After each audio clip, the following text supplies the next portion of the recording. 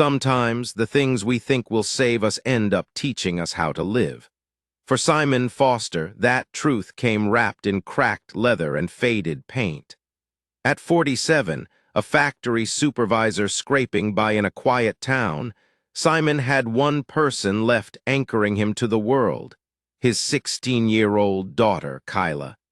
They'd been drifting apart ever since his wife, Janet, had left for California, taking with her the laughter that once filled their home. One cold Saturday morning, Simon stood in his sagging driveway staring at a broken-down Porsche 911 he'd bought from a salvage yard for $3,200, nearly all his savings. The car looked like a relic from another lifetime, its red paint dulled to pink and its chrome edges clouded by time. Yet Simon didn't see ruin. He saw potential, something beautiful buried under the dust, much like himself. He called Kyla outside, hoping she'd share his excitement. She didn't. Her eyes, her mother's eyes, were skeptical, tired of her father's failed projects. Still, when he opened the car's trunk, neither of them expected what they'd find. Beneath an old tarp and brittle leaves sat a weathered leather case, heavy and old, sealed with tarnished brass clasps. When Simon opened it, the air filled with the scent of aged paper and ink. Inside were journals, letters, and photographs. At the very top, a picture of a young woman laughing beside that same Porsche when it was new. Written on the back, "First day with my chariot of freedom. June 1985, the world is waiting." V, that single letter V, was the spark that would pull Simon and his daughter into a mystery spanning decades, one that would change their lives forever. They took the leather case inside, spreading its contents across the kitchen table like archaeologists uncovering buried treasure. The journals belonged to Vivien Hart, a 24-year-old artist who had once owned that very Porsche. Her handwriting danced across the yellowed pages, fierce, graceful, alive. "Grandmother left me money with one instruction," one entry read. "Live boldly, Vivien, don't make my mistakes." From that day in June 1985, Vivien had driven west across the United States, documenting every mile in ink and sketches. Her words pulsed with passion, fear, and courage, the kind Simon hadn't felt in years. Kyla read aloud passages about Vivien's adventures, painting deserts, dancing to jazz in New Orleans, sleeping under stars by Lake Superior. But between the joy there was doubt. "What if I'm not brave enough?" Vivien had written. "What if I'm just pretending?" Those questions cut deep. Simon, who had spent half his life being practical instead of passionate, felt something stir inside him, a realization that maybe bravery wasn't about being fearless, but about acting despite the fear. For the first time in years, father and daughter weren't sitting in silence. They were talking, laughing, connecting, all through the voice of a woman long gone. By nightfall, they knew this wasn't just about restoring a car. It was about restoring themselves. As days turned into weeks, Simon and Kyla's evenings became a ritual, reading Vivien's journals by the soft kitchen light, tracing the road she'd once traveled. Her story unfolded like a map of courage. In 1987, her tone shifted. "Something's wrong," she'd written. "My hands hurt when I paint." The diagnosis came months later: systemic lupus erythematosus, a chronic illness that attacked her body from within. The entries that followed were both heartbreaking and defiant. "They want me to rest," she wrote, "but rest feels like surrender." Even as her strength faded, Vivien kept moving, driving, painting, living. Kyla read these words with awe, tears threatening her voice. She knew she was sick, she whispered, and she still lived like this. Simon nodded, realizing that Vivien's courage wasn't in her travels, but in her refusal to stop dreaming. Hidden among the pages, they found a letter addressed to someone named Sophie, written in delicate, trembling handwriting. It spoke of love, loss, and impossible choices. Every decision I made, Vivien wrote, was about loving you the only way I knew how. The words hung heavy in the air. Who was Sophie? A friend? A lover? Or something more? The mystery deepened, and Simon knew one thing for sure: he couldn't stop reading until he found the truth.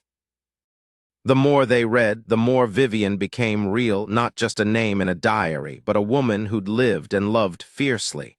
Her later journals revealed heartbreaks, gallery rejections, and creative rebirths. One entry from 1991 read, "They said my art lacks depth, that I haven't suffered enough. Maybe they're right. I've been painting beauty, not truth." What followed was a creative explosion. Vivien painted her illness, her fear, her reflection in hospital windows. She stopped running from pain and began capturing it, raw, unfiltered, real. Her paintings, described in her journals, felt alive with emotion. Reading them, Simon began to see himself, a man who'd avoided pain by burying his dreams beneath duty. One night he looked at Kyla, sketching quietly beside him, and realized how much she'd changed too. She started drawing again, inspired by Vivien's bravery. The Porsche was slowly being restored piece by piece, just like them. But when they found Vivien's obituary from 1994, died peacefully at 33 after a long illness, the kitchen fell silent. She'd been so young. Yet what haunted Simon most wasn't her death. It was the name in that letter, Sophie. It lingered in his mind like a whisper from the past. Who was Sophie to Vivien? And why did she never receive that letter? As Simon worked late nights at the factory to fund the Porsche's restoration, the mystery of Sophie became an obsession. Kyla combed through the journals again, looking for clues, and then she found it. In an old, nearly unreadable entry from 1987, Vivien had written, "I'm pregnant. I can't give her the life she deserves, but I will love her enough to let her go." Simon froze as Kyla's voice cracked through the words. Sophie wasn't a friend or a lover. She was Vivien's daughter. In the months that followed, Vivien wrote of carrying the baby, naming her Sophie, and giving her up for adoption, believing it was the only way to give her a chance at stability and love. "She'll grow up safe," Vivien had written. "I'll drive, I'll paint, I'll live, but I'll never stop thinking of her." Every mile she drove afterward, every canvas she painted, had been her way of coping with that loss. Simon and Kyla sat in silence, both crying, both realizing the full depth of Vivien's courage and her heartbreak. The car, the journals, the art, all of it was her way of staying alive while carrying the ghost of a daughter she'd never see grow up. And when they reached Vivien's final entry, the truth shattered them completely.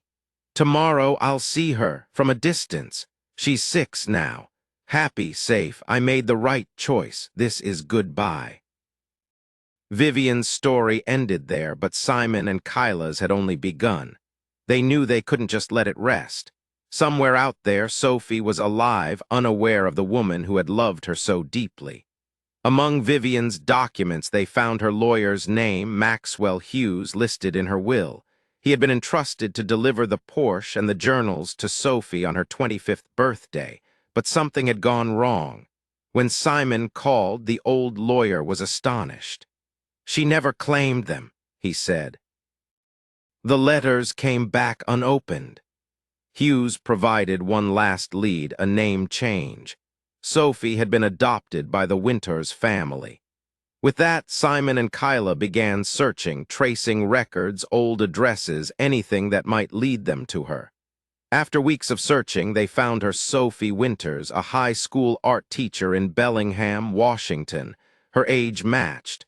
Her eyes in the school photo mirrored Vivien's, sharp, kind, curious. Simon drafted a letter, trembling as he wrote, "I recently purchased a Porsche that once belonged to your birth mother, Vivien Hart. Inside, I found something she left for you." Then they waited, days stretching into weeks, wondering if Sophie would ever reply. The call came one quiet evening. "Mr. Foster," a soft voice said, "this is Sophie Winters." Her words carried both hesitation and hope. Simon's throat tightened. He told her about the car, the journals, the letters, everything Vivien had left behind. There was a long silence. Then Sophie whispered, "Can I see them?" A week later, she arrived, standing in Simon's driveway, staring at the fully restored red Porsche shining under the morning sun. Her hands trembled as she touched the hood, as if feeling her mother's heartbeat through the metal. Inside the kitchen, the leather case lay open, the journals arranged neatly. Sophie read for hours, her tears falling on the same pages Vivien had once written with trembling hands. She learned about the road trips, the illness, the heartbreak, and the love. She read the letter addressed to her. "My dearest Sophie, I hope you forgive me. Every mile I drove was for you." When she finished, she looked at Simon and Kyla and said, "I always wondered who she was. I thought she didn't want me, but she did. She just loved me differently." The Porsche, the journals, they weren't relics anymore. They were a bridge between two lives, between loss and rediscovery. Months later, the sound of the Porsche's engine echoed through the neighborhood, a perfect, steady hum. Sophie sat behind the wheel, tears glistening as sunlight poured through the windshield. Simon and Kyla stood in the driveway, watching as she started the car, her mother's car, for the first time. "She would have wanted you to drive it," Simon said quietly. Sophie nodded, gripping the steering wheel that had once carried Vivien across the country. As the engine roared to life, it felt like the past breathing again. She drove slowly down the street, the red paint glowing, the horizon open before her, just as Vivien once described it. For Simon and Kyla, it wasn't just the end of Vivien's story. It was the beginning of their own, a reminder that courage isn't about outrunning pain, but learning to carry it forward. And as the Porsche disappeared around the corner, the sun dipped low in the sky, casting long shadows over the quiet street. Some stories end with loss, others with discovery. But the rare ones, the beautiful ones, end with peace.